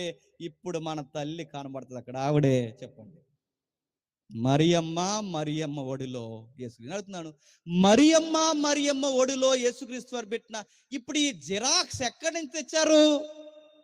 అంటే ఈ మదర్ సెంటిమెంట్ అడుగుతున్నాను. ఎక్కడైనా బైబిల్లో మరియమ్మ గారిని వర్షిప్ చేసినట్టు ఎక్కడైనా ఉందండి?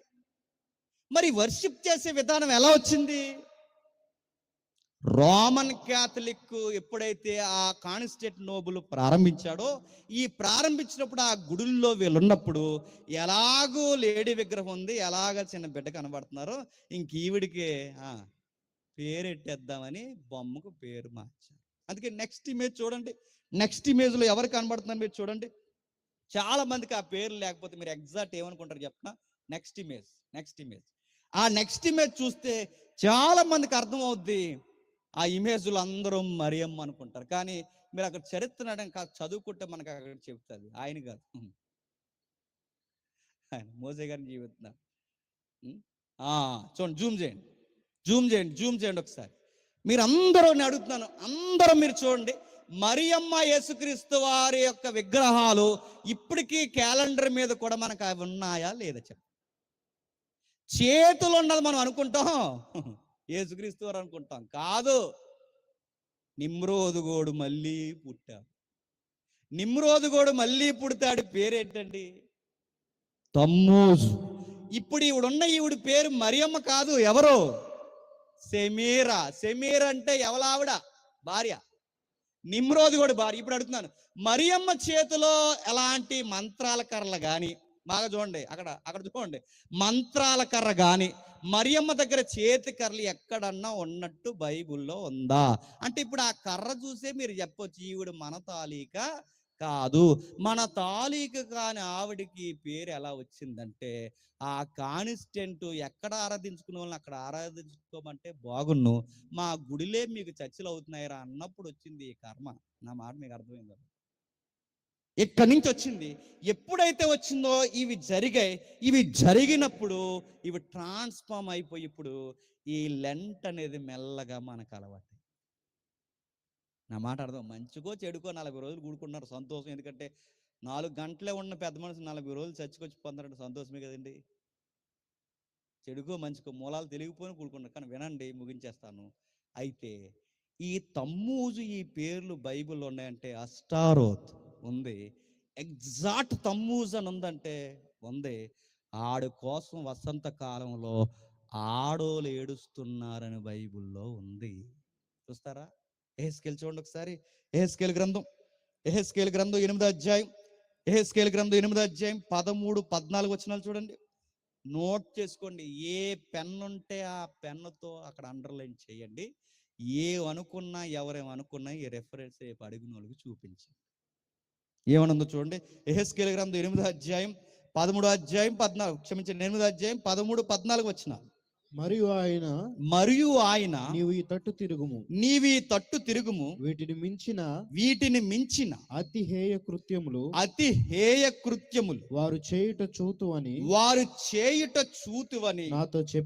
నాతో చెప్పి యెహోవా మందిరపు ఉత్తర ద్వారము దగ్గర యెహోవా మందిర ఉత్తరపు ద్వారపు దగ్గర నన్ను దింపగా అక్కడ స్త్రీలు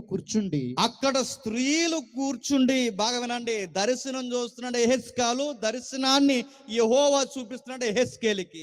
ఈ దర్శనంలో భవిష్యత్తు ఏం జరగబోతుందో అక్కడ చెబుతున్నాడు. ఏం చేయబోతున్నారంటే ప్రజలు ఏం చేయబోతున్నారు?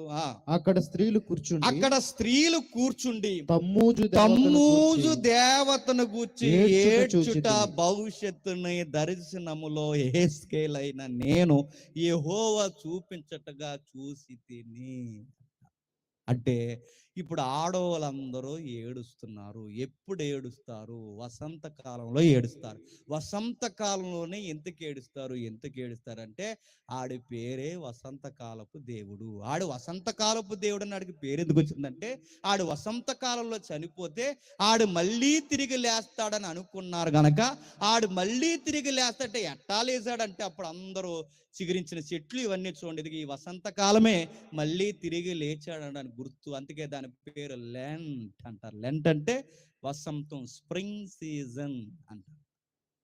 ఇప్పుడు చెప్పండి, ఈ చరిత్రంతా ఆరాధించిన ఈ వైనాలు బైబిల్లో కొంతమంది ప్రజలు కొనసాగించినప్పుడు దేవుడు చెప్పాడు, ఇలాంటి సంస్కృతి రాబోతుంది. యెహెజ్కేల్ ఫైట్ చేయి అని, నిలబడు, ప్రజలకు అర్థమయ్యేలా ఈ విషయాలు చెప్పు. ఇది ప్రజల్లోనికి తెలియకుండా చొచ్చుకుపోయి. యెహెజ్కేలే కాదు, దీని గురించి ఇంకా ఎవరు ఫైట్ చేశారు చూడండి. యెర్మియా గ్రంథం 44వ అధ్యాయం ముగించుకుందాం. యెర్మియా గ్రంథం 44వ అధ్యాయం 15వ వచనం నుండి. యెర్మియా గ్రంథం 44వ అధ్యాయం 15వ వచనం నుండి. అప్పుడు తమ భార్యలు అన్య దేవతలకు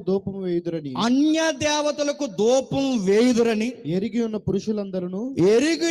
పురుషులందరూ అక్కడ నిలిచి ఉన్న స్త్రీలను మహా సమాజముగా కూడిన వారును ఐగుప్తి దేశమందలి పత్రోసులో కాపురముండు జనులందరూ యెర్మియాకి ఇలాగ ప్రత్యుత్తరం ఇచ్చిరి, యెహోవా నామమును బట్టి నీవు మాకు ప్రకటించి మాటలు మేము అంగీకరింపము. మేము నీతో చెప్పిన సంగతులన్నిటిని యెర్మియా మేము నీతో చెప్పు సంగతులన్నీ నిశ్చయముగా నెరవేర్చబోచున్నాము. మేము మేము ఏం చెబుతున్నామంటే కిందకి మేమును మా పితరులను మా రాజులను మా అధిపతులను యూదా పట్టణములో యెరూషలేము వీధులలో చేసినట్టే ఆకాశరానికి ఆకాశరానికున్న మరో పేరు అష్టారోతు. నా మాట అర్థమైందా? ఆకాశరానికున్న మరో పేరు అష్టారోతు. మీరు ఎప్పుడైనా బైబిల్ చదవండి, ఇవన్నీ ఈక్వల్ వర్డ్స్. ఆకాశరాణి అంటే అష్టారోతు అంటే మన ఇండియాలో అరుంధతి. కనబడుతుందా అంటే కనబడుతుంది. ఏం కనబడుతుంది? అష్టారోతు కనబడుతుంది నీకు ఏం కనబడి? తలకాయ కనబడుతుందా? ఈ వర్డ్స్ అన్ని అక్కడ వేరండి. ఆకాశరాణి అంటే ఏదో ఒక చుక్క, అందుకే ఇంకా వికసిస్తున్నాడు చూడండి, చుక్క అని చెప్తారు. ఆకాశరాణిని పూజిస్తున్నారట. అష్టారోతు అదే ఆడే తమ్మూజు గాడు ధూపం వేయచ్చు. ఆకాశరాణికి ధూపం చెప్పాలండో ఈయన కొన్ని ప్రాంతాల్లో మగోడుగా పిలుస్తారు, కొన్ని ప్రాంతాల్లో ఈయన్ని స్త్రీగా పిలుస్తారు. ఇలాంటివి మన దగ్గర కూడా కొన్ని నమ్మకాలు ఉన్నాయి. పేర్లు అడగని పెద్ద గొడవలు అయిపోతాయి. మళ్ళీ చెప్తున్నాను, ఈయన అలా పిలుస్తున్నారు, ఆకాశపు రాణిగా పిలుస్తూ. ఎలాగనగా మేము అలా చేసినప్పుడు మాకు ఆహారం సమృద్ధిగా దొరికెను, మేము క్షేమంగా ఉంటుంది. ఏంటి వీళ్ళకి ఏం దొరికిందట? మేము ఆ ఆకాశ రాణికి మేము ఆరాధన చేసినప్పుడు మాకు ఆహారం సమృద్ధిగా దొరుకును, మేము క్షేమంగా ఉన్నాము, ఏ కీడును మాకు కలగలేదు. మేము ఆకాశ రాణికి ధూపం వేయక ఆమెకి ప్రాణార్పణ అర్పింపక మానినప్పటి నుండి సమస్తము మాకు తక్కువైనది. మేము ఖడ్గము చేతను క్షామము చేతను క్షీణించుచున్నాము. మేము ఆకాశరానికి ధూపం వేయక ఆమెకు ప్రాణార్పణ ప్రాణార్పణములు అర్పింపగా మేము ఆమెకి ప్రాణార్పణలు అర్పింపగా పురుషులు సెలవు లేకుండా మా పురుషులు సెలవు లేకుండా ఆమెకు పిండి వంటలు చేయుచున్నాము. ఆమెకు పిండి వంటలు చేస్తున్నాం. మళ్ళీ ఆడవుల ఆరాధన అంటే నడుతున్నాను. ఈ ఆడవులందరూ పూజించే దేవుడు ఎవరండి చెప్పండి? ఆడే తమ్ముజుగాడు. ఆడు పూజించి వీళ్ళందరూ అన్న పిండి వంటలు చేస్తున్నారంట. ఎవరికి? మొన్న వీడియో వచ్చింది చూసారు, దేవుడి కంట వేసవకాలం సెలేస్తుందని ఏసీ పెట్టారంట. రాత్రులట నైట్ డ్రెస్ వేస్తారట. తెలుసు చెప్తున్నారండి. నేను లైవ్ వెళ్తున్నా చెప్తున్నా. సుమన్ టీవీకి ఏమైందో కానీ నాకు తెలియదు, అన్ని ఇలాంటివి పెడుతున్నాడండి. అంటే వాళ్ళకి వ్యూస్ కావాలి, జనాలు ఏమైపోయిన పర్లేదు. సుమన్ టీవీ మనలాంటి పిలిస్తే బాగుండండి. అలాంటి చెప్పి వాడిని ఎదుర్కొంటూ కూర్చోబెడితే బాగుండండి.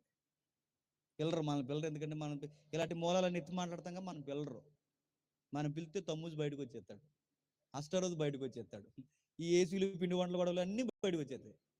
అది మన పిల్లరు. సరే వదిలేయండి. వీళ్ళ పిండి వంటలు అంటే అంటే ఈ పిండి వంటల సంస్కృతి కూడా గడక నెక్స్ట్ డేట్ అన్నాను. పండగలో పిండి వంటలు కూడా ఎక్కడదా చెప్పండి? అక్కడదే. అరుసులు, పొంగడాలు, సిలిగారులు, లడ్డూలు, ఇవన్నీ బైబిల్లో ఉన్నాయా? ఇలాంటి చేసిన వాళ్ళు ఉన్నారా? దేవుడు వీటిని ఖండించాడంటే ఎస్, యెర్మియా ఫైట్ చేశాడు. యెర్మియా ఫైటే అదండి, ఫైట్ చేశాడు. యెహెజ్కేలు ఫైట్ చేశాడు. ప్రవక్త నిలబడ్డారు, ఇదిగో మీరు తమ్మూజుగాడిని ఆరాధిస్తున్నారు, సెమీర యొక్క దొంగ మాటలు నమ్మి మీరు ఆరాధిస్తున్నారు, మారేరా సరే సరే లేదా దేవుడు ఎగేసుకుని మీ మీదకి వస్తాడని. యెర్మియా ఫైటే అదండి. దేవుడు మీరు నశించిపోతారని చెప్తుంటే లేదు లేదు ఆకాశరాణి తమ్మూజు మమ్మల్ని కాపాడుతారని మీరు చెప్తున్నారు. ఏమి నమ్ముతున్నారు? ఆడికే ఆధారం లేనివాడు ఆడి మాటలు మీరు ఎలా నమ్ము? 7వ అధ్యాయం చూడండి. యెర్మియా గ్రంథం 7వ అధ్యాయం. యెర్మియా గ్రంథం 7వ అధ్యాయం రెఫరెన్స్ అన్ని అవసరం అండి, ముగించేసుకుందాం. యెర్మియా గ్రంథం 7వ అధ్యాయం 17వ వచనం 19వ వచనం వరకు. యూదా పట్టణములోను యెరూషలేము వీధుల్లోను వారు చేయుచున్న క్రియలను చూచుచున్నావు కదా. యెర్మియాను చూచున్నావు కదా. నాకు కోపం పుట్టించినట్లు ఆకాశరాణి దేవతకు పిండి వంటలు చేయవలననియు అన్య దేవతలకు ప్రాణార్పణములు పోయవలననియు పిల్లలు కట్టెలు ఏరుచున్నారు. తండ్రులు అగ్ని రాజు పెట్టుచున్నారు. స్త్రీలు పిండి పిసుకుతున్నారు. నాకే కోపము పుట్టించినంతగా వారు దానిని చేయుచున్నారా? తమకే అవమానం కలుగునంతగా చేయుచున్నారు కదా. యెహోవా వాక్కు. ఇదే యెహోవా వారికి నడుతున్నాను. ఈస్టర్ రోజు మనకి ఏం చేస్తారు చెప్పండి? నెక్స్ట్ ఏంటని అడగండి. కక్క ముక్క డొక్క గట్టిగా చెప్పండి. నేను అడుగుతున్నానండి. నేను 40 దినాలకు వ్యతిరేకం కాదు, కానీ చేసేవి అర్థవంతంగా చేయకపోతేనే మరి చెప్తున్నాను. దేవుడు అంటాడు, నా కోపాన్ని రేపుతున్నారంటాడు. ఇలా వచ్చేసింది సంఘంలో. ఎప్పుడైతే ఈ మూలాలు మర్చిపోయి ఆచారం వచ్చింది, ఈ ఆచారం వచ్చిన తర్వాత అందుకే మీరు చూడండి, లెంట డేస్లో మూలాల్లో యేసుప్రభు కన్నా మరియమ్మ యొక్క బాధ ఎక్కువ మాట్లాడతారు. ఎందుకంటే ఆ మదర్ సెంటిమెంట్. సరే, ఇవి ఎప్పుడైతే వచ్చేసాయో మన పెద్దలందరూ ఒక్కసారి ఉలిక్కిపడ్డారు. మనం చదవకముందు ఇవన్నీ మన పెద్దలు చదివారు. మన పెద్దలు చదివి నైసియా కౌన్సిల్ అనే కౌన్సిల్ పెట్టారు. ఈ నైసియా కౌన్సిల్ మొట్టమొదటిసారి స్టార్ట్ చేసింది ఎవరంటే కాన్స్టాంటినోపుల్ పెట్టాడు. ఎందుకంటే ప్రజలు తప్పుదో పోతున్నారని బిషప్స్ ఫైట్ చేశారు. రోమన్ బిషప్సే. రోమాలో ఉన్న రోమన్ క్యాథలిక్లు ఉన్న కొంతమంది బైబిల్ ఎరిగిన పండితులే ఫైట్ చేస్తారు. ఇది తప్పు, ఇవి మన మూలాలు లేవు, బైబిల్ ఇలా లేదు అని. మొట్టమొదటి కౌన్సిల్ ఇది ఎప్పుడు జరిగిందంటే క్రీస్తు శకం 325లో ఫస్ట్ నైసియా కౌన్సిల్ స్టార్ట్ అయ్యింది. ఎప్పుడైతే ఇది స్టార్ట్ అయిందో పండితులందరూ ఒక నిర్ణయానికి వచ్చారు, అర్జెంటుగా దీన్ని ఆపేయాలంటే ఆపలేరు. ఇప్పుడు ఎవడు ఆపుతాడు? ఈ సంఘములు ఆపుతున్నారు, ఆ సంఘములు కంటిన్యూ చేస్తారు. ఆ సంఘములు ఆపుతున్నారు, ఈ సంఘం వాళ్ళు మళ్ళీ కంటిన్యూ చేస్తున్నారు. వీళ్ళు ఆపితే వాళ్ళకి కూడా వాళ్ళు చేస్తే వీళ్ళకి కూడా మొత్తం మీద అలవాటు అయిపోయింది. కనుక ఇప్పుడు ఆపమంటే ఎవడ వల్ల అవ్వదు. మొత్తం మీద ఆపడానికి ఇవి తప్పు తప్పు తప్పు తప్పు తప్పు, ఇది మన మూలం కాదు. శ్రమ దినాలు పాటించడం, యేసుప్రభుని జ్ఞాపకం చేసుకోవడం మంచిదే, కానీ 40 మనకి సంబంధం లేదు. మన యేసుప్రభుని జ్ఞాపకం చేసుకోవడం మంచిదే, కానీ ఈ సీజన్ కాదని పెద్దలు చెప్పి నచ్చజెప్పే ప్రయత్నం సంఘానికి చేశారు. సంఘానికి అలవాటు అయిపోయింది కనుక మొత్తం విని అన్నారు, ఆదరపోండి అన్నారు. ఇప్పుడు కూడా మొత్తం విని ఏమంటారంటే ఆడు అలాగే చెప్తాడు జేమ్స్ గడ్ అంటారు అంతే. అలాగే అన్నారు, మొత్తం చెప్పారు, చెప్పాక వినలేదు. మళ్ళీ సెకండ్ కౌన్సిల్ స్టార్ట్ అయింది. అది 519లో స్టార్ట్ అయింది. అప్పుడు పెద్దలు ఒక నిర్ణయానికి వచ్చారు, ఎలాగూ ఆచారాలు అలవాటు అయిపోయి, ఎందుకంటే ఆచారం ఒక్కసారి అలవాటు అయితే తీయడం చాలా కష్టం. అది ఎవడో ఒకడు పెట్టేస్తాడు, అది పెట్టింది తీయమంటే చాలా కష్టం. వెంటనే తిరగేసేమంటారు చెప్పినా, కొన్ని సంవత్సరాల నుంచి పాడేస్తున్నాం తీసేమంటావా అంటారు. అంటే కొన్ని సంవత్సరాలే వీళ్ళకి సత్యం, వాళ్ళ కాలమే సత్యం తప్ప సత్యం వాళ్ళకి కాలం ముందు తక్కువ అన్నమాట. అందుకే పాటిస్తారు చూడండి, మా ఊళ్ళందరూ ఈ చర్చికి వెళ్తున్నారు, మానేమంటావా, అందరూ ఇదే నమ్ముతున్నారు, మానేమంటా అంటే ఇటు మెజారిటీయే కావాలి, కాలము మెజారిటీ జనాలు, సత్యం ఏం చెప్తుంది అని అవసరం. ఇది ఎప్పుడైతే గొడవ ఉందో పెద్దలు గమనించారు, జనాలకి ఇదిగో పశుప్రాయుల్లో ఉన్నారు, వీళ్ళకి అర్థం చేసుకోవడంలో కొంచెం నాలెడ్జ్ తక్కువ ఉంది, కొంచెం అర్థమయ్యేలా చెప్దాం, ఎలాగూ వస్తున్నారు, వచ్చేవారిని ఏం చేద్దామంటే అర్థవంతంగా ఉపవాసాలు చేయమని చెప్తాం. ఎలాగో 40 రోజులు కేటాయిస్తున్నారు, మామూలుగా ఆదివారం నాడు సరిగ్గా కనబడరు, అలాంటి 40 రోజులు పేరు మీద వస్తున్నారు. వచ్చింది పాడు చేయడం ఎందుకు, వచ్చిన దాన్ని ఎలాగో కొనసాగిద్దాం. ఇప్పుడు ఎలా పడతా అలా వచ్చి ఏడ్చి వెళ్ళొద్దని వెళ్ళిపోమని చెప్పొద్దు, సిలువ ధ్యానాలని పెడదాం అన్నారు. సిలువ ధ్యానాలు పెట్టి యేసుప్రభుని జ్ఞాపకం చేస్తున్నాం. పర్టికులర్గా యేసుప్రభు ఆ క్రైసిస్ టైమింగ్ ఏదైతే ఉందో ఆ క్రూసైడ్ తీసుకుందాం, దాన్ని తీసుకుని 40 రోజులు పాటించి యేసుప్రభు గురించి ఇంకా లోతుగా పశ్చాత్తాపానికి నడిపిద్దామని పెద్దలు నిర్ణయించుకుని అప్పుడు ఆ 40 దినాలని స్వాగతించారు. ఆ 40 దినాలను స్వాగతించి ఇదిగో యేసుప్రభు వారి చివరి మాటలు అని 7 మాటలు కోట్ చేశారు. యేసుప్రభు వారి శ్రమ దినాలు ఇవి అని కోట్ చేశారు. సిలువను గూర్చి మాట్లాడడం స్టార్ట్ చేశారు. అలా లెంట్ అనేది మనకు రావడం జరిగింది. ఆ మాట అర్థమైందా? లెంట్ యొక్క మూలాలు ఇవి. కానీ ఇంత తర్జన భర్జన పడి పెద్దలు మొత్తం మీద ఉన్నదాన్ని తీయలేక ఉన్నదాన్ని ఉన్న సమయాన్ని ఇప్పుడు క్రిస్మస్ చేయకూడదని మనకు తెలుసండి, లేదు, కానీ క్రిస్మస్ మేము చేస్తాం. ఎందుకు చేస్తాం?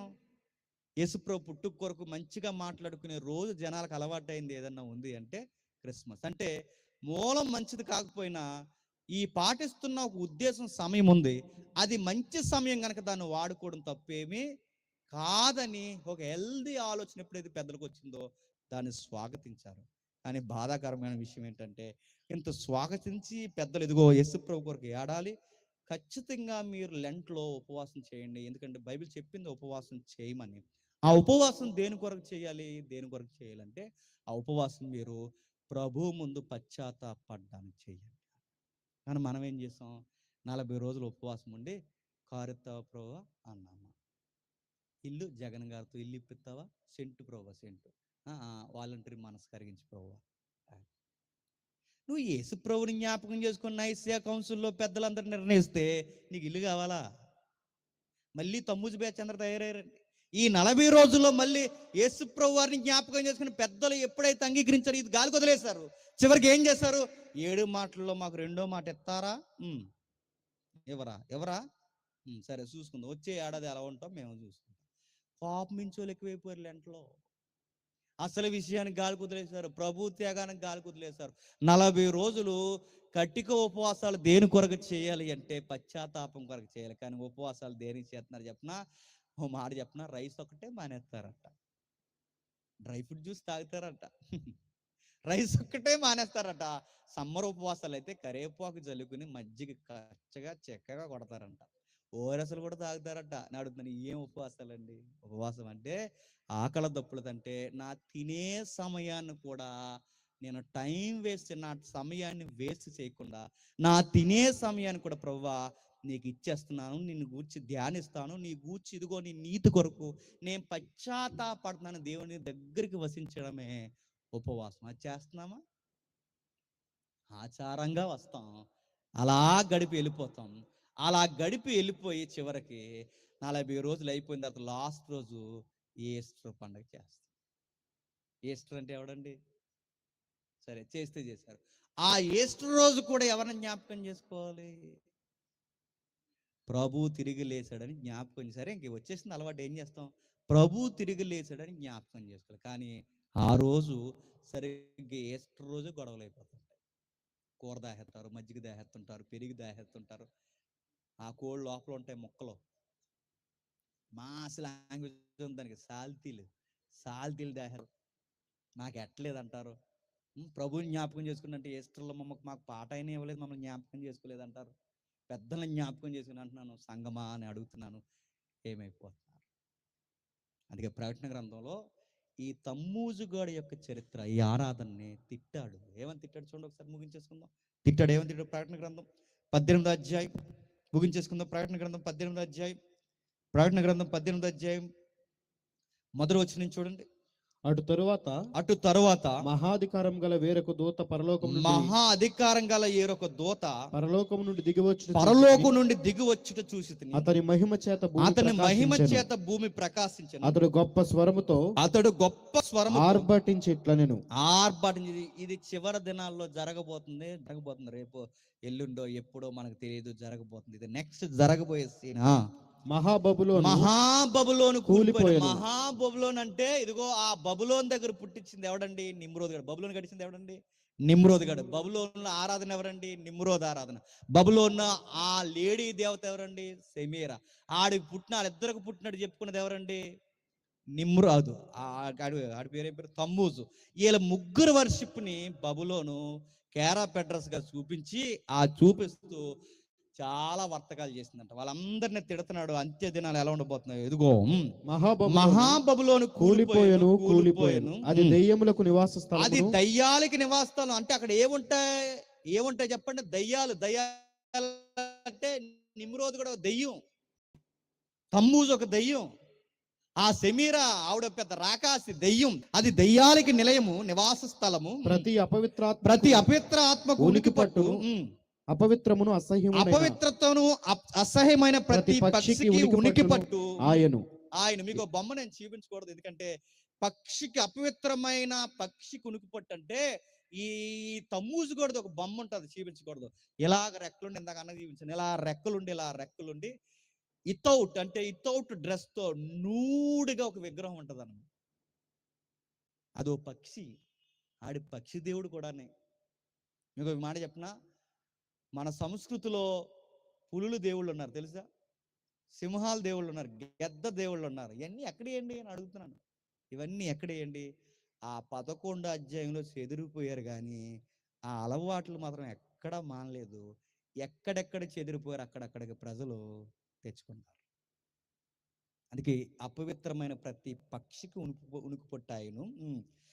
అనగా సమస్తమైన జనముల్లో యెహోవా మహోద్రక కోరము, క్షమించండి, మహోద్రకముతో కూడిన దాని వ్యభిచార మద్యము త్రాగి పడిపోయి. వ్యభిచారం అంటే అసలు దేవుడిని వదిలేసి ఈ దేవుళ్ళ వైపు ఎప్పుడైతే తిరుగుతామో దాన్నే వ్యభిచారం అన్నాడు. అంతే కదండి. భర్తను వదిలేసి లేదా భార్యను వదిలేసి వేరొకరితో సంబంధం పెట్టుకుంటే ఏమంటారు? వ్యభిచారం. అదే వ్యభిచారం. అలాగే మన దేవుడిని మనం వదిలేసి వేరొక దేవుళ్ళ వైపుకి, నమ్మకాల వైపుకి ఎప్పుడైతే తిరిగారో వాళ్ళని ఏమని పచ్చిగా తిడుతున్నారంటే ప్రతి వ్యభిచారానికి కేరపెడ్రస్. పైగా ఆ వ్యభిచారం మద్యము తాగి పడిపోయింది. మత్తెక్కిపోయి చేస్తుందంటే మత్తెక్కిన ఆరాధన. ఎందుకంటే ఎర్మియా చెప్తుంటే ఏమన్నారు? మత్తెక్కిపోయారు. ఎర్మియా చెప్తుంటే ఏమన్నారు? నువ్వు వెండంటే చెప్పు, మేము పొంగడాలు అనుకుని తినేస్తామన్నారు. నువ్వు వెన్నంటే చెప్పు, మేము పిండి వంటలు చేస్తాం, మాకు వర్షిప్ నచ్చింది, మాకు వర్షిప్ అంటే కక్క ముక్క డక్క ఉండాలి, నువ్వేంటి ఏమొద్దంటే ఉపాసాలు చేయమంటావు ఏంటి అన్నారు. ఎవరిని? అదే కదా గొడవ. ఎర్మియాతో గొడవ పెట్టండి. యెహోవా మీ మీద ఫైట్ చేయబోతున్నారా, మీరు మారండ్రా, మీరు డొక్కలు మార్చుకుని యెహోవా వైపు తిరిగి పశ్చాత్తాపండి అంటే ఎలా పడతాం? పిండి వంటలు మానేమంటావా అన్నారు. అదే చేస్తున్నారు వీళ్ళు. చూడండి, మత్తెక్కిపోయారు. నేను మళ్ళీ చెప్తున్నాను, మత్తు తాగితేనే కదండి, మత్తు తిన్నా మత్తు ఎక్కుతుంది. బాగా తినేది లైన్ కానీ పొట్టెక్కిపోయిపోతే మత్తు వచ్చేస్తుంటుంది. బాగా మత్తు ఎక్కువైపోయారట. నెక్స్ట్ చెప్తున్నాను చూడండి, ముగించేద్దాం. భూరాజులు దానితో అంటే దీన్ని వెంబడిస్తున్న వాళ్ళు చిన్న వాళ్ళు కాదు, చాలా పెద్ద వాళ్ళు వెంబడించారట. భూలోకమందలి వర్తకులు దాని సుఖభోగముల వలన ధనవంతులై. అది పెద్ద మార్కెటింగే చేస్తుంది. అందుకే అర్తిమి చూడండి, అర్తిమి దేవి గుడి పెద్ద మార్కెటింగ్ అడ్డ. ఒక విషయం చెప్పిన, చాలా గవర్నమెంట్లని టెంపుల్ నడిపించేస్తుందని మీరు నమ్మగలరా? ఏ గుడి అని నన్ను అడగండి, చదివితే అర్థమవుతాయి అన్నీ. గవర్నమెంట్కి ట్రెజరీ కొన్ని గుళ్ళు ఉంటాయి తెలుసా? అలాగే చెప్తున్నాడు, వర్తకాలంటే వ్యాపార లావాదేవీలు జరిగేంత నమ్మకాలు జరుగుతాయి. ఇదంతా జరగబోతుంది. యోహాను చెప్పిదిగో, అది సంఘం ఇన్వాల్వ్ అయింది ఆ విషయంలో నేను చెప్తున్నాను. యోహాను మరి ఇంకొక స్వరం పరలోకం నుండి ఇలా చెప్పగా వింటిని, నా ప్రజలు మీరు దాని పాపముల్లో పాలువారు కాకుండానట్లు, దాని తెగుళ్ళు అంటే దాని ఆచారాల్లో ఏది మీకు ప్రాప్తింపకుండానట్లు దానిని విడిచి బయటికి రండి. ఒకవేళ మీరు ఎలాంటి ఆరాధన చేస్తున్నారో సంగమా, అర్థవంతమైన ఆరాధనలు, అర్థవంతమైన వాక్యాలు, అర్థవంతమైన క్రమాలు మీరు పాటించకపోతే మళ్ళీ ఆ మూలాలకు కానీ మీరు వెళ్ళారో ఆ కింద అధ్యాయంకి వచ్చేసరికి అంటాడు, కాండ్రగిచ్చి మోకం మీద వస్తానంట, జీవవృక్షం తీసేస్తానంటాడు. అసలు నువ్వు ఎవరవా అని అడుగుతాడు. ప్రభువా, నీ పేరు మీద మేము కూడుకున్నామంటే, నా పేరు మీద కూడుకున్నారు కానీ బబులోన్లో ఎలా పిండి వంటలు, కొట్లాట్లు, చెత్త చెదారాలు గొడవలు ఎట్టుకున్నారో, ఈ 40 రోజుల పేర్లు చెప్పుకుని కూడా అసలు విషయాన్ని గాలి కుదిలేసి మళ్ళీ మీరు గొడవలు ఎట్టుకున్నారు అంటే ఇది బబులోను సంస్కృతే అని తిడతాడు. ఈ 40 రోజులు ఏం చేయమంటారంటే, మంచిగా బైబిల్ చదవండి, సిలువ ధ్యానాలు, చక్కగా ఉపవాసం పాటించండి, అదిస్తావు ఇదిస్తావని కాకుండా, ప్రభువా మా కొరకు ప్రాణం ఇచ్చావు, నీకు మా జీవితాన్ని ఇస్తున్నావు, పశ్చాత్తాపడుతున్నామని ఆ 40 రోజులు ఆయన దగ్గర గోజాడండి, ఏడవండి. ఆ పునరుద్ధానం జరిగిన తర్వాత, దేవా మరొక మాకు జీవితం ఇస్తామనడానికి ప్రథమ ఫలంగా నువ్వు లేచావని చెప్పి ఆయన పునరుద్ధానాన్ని జ్ఞాపకం చేసుకుని, మరణం వచ్చినా, రోగం వచ్చినా, విషయం ఏది అయిపోయినా, శ్రమలు వచ్చి మీద మనకు పడిపోయాను, ఇదిగో మళ్ళీ ఒక జీవితం ఉందని ఈస్టర్ దినాన్ని జ్ఞాపకం చేసుకుంటే ఎంత హెల్దీగా ఉంటుందండి. అవి ఏమైనా జ్ఞాపకం చేసుకున్న మూలాలన్నీ గాలి కొదిలేస్తాం, వచ్చి ఆచారంగా పాటిస్తున్నాం. ఆ పాటించినప్పుడు మనకు అనుకూలంగా ఏదైనా జరగకపోతే గొడవలు పెట్టుకుంటాం. అక్కడ చెప్పండి, లెంట్ మంద కాకపోయినా ఆ టైం అలవాటైంది కనుక ఆ టయాన్ని మంచిగా ఉపయోగించి అర్థవంతంగా వాడుకోండి. ప్రభు దగ్గరికి వెళ్ళి ఆ రోజు వాళ్ళు గోని బట్టలు జలుకుని బూడిద జలుకునేవారట. మనం గోని బట్టలు అవి కట్టుకోకూడదు, బూడిద జల్లకూడదు. ఇప్పుడు మనం చింపుకోవాల్సింది మన హృదయాన్ని చింపుకోండి, గుండెలు బాదుకోండి, ప్రభు పాదాల మీద పడుకోండి. ప్రభువా మమ్మల్ని క్షమించు, గతించిన ఏడాది అయిపోయింది, మళ్ళీ ఇంకో ఏడాది లెంట్ డేస్ వచ్చింది, అప్పుడు మాటించాం మారలేకపోయాం, మళ్ళీ ఇప్పుడు వచ్చాం, మాటిస్తున్నాం ప్రభువా, ఇప్పుడైనా మేము మారతామని మాట ఇవ్వండి. మీ ఆకలి దప్పులు ఆయనకు నచ్చుతాయి, మీ ఉపవాసాలు ఆయనకు నచ్చుతాయి, మీ పాటలు ఆయనకు నచ్చుతాయి, మీ వర్తమానాలు, మీ సిలువ ధ్యానాలు ఆయనకు నచ్చుతాయి. ఇవేమి చేయకుండా ఆచారంగా చేస్తే అది ప్రభు యొక్క ఆచారం కాదు, అది ఖచ్చితంగా చెప్పండి తమ్మూజు కూడా ఆచారాన్ని పాటిస్తాం. ఇది అర్థమైతే దేవునికి మహిమ కలుగును గాక, అర్థం కాకపోయినా దేవునికి మహిమ కలుగును గాక. ఎందుకంటే నేను చెప్పాల్సిన బాగా మీకు చెప్పాను. మేము పిండి వంటలు, గారెలు, పొంగడాలనుకుంటే ఇంక మీ ఇష్టం. దేవుడే మిమ్మల్ని గుణపరచును గాక. ఆమేన్. ప్రార్థన చేస్తాం.